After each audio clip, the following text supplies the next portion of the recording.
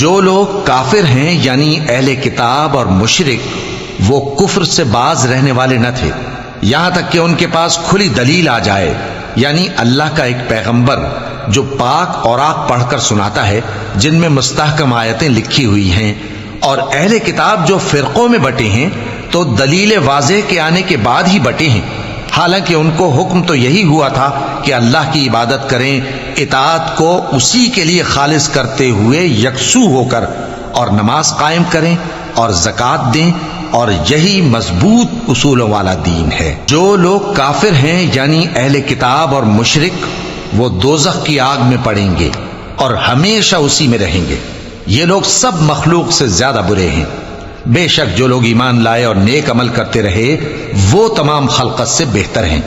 ان کا صلہ ان کے پروردگار کے ہاں ہمیشہ رہنے کے باغ ہیں جن کے نیچے نہریں بہ رہی ہیں، ہمیشہ ہمیشہ ان میں رہیں گے، اللہ ان سے خوش اور وہ اس سے خوش۔ یہ صلہ اس کے لیے ہے جو اپنے پروردگار سے ڈرتا ہے۔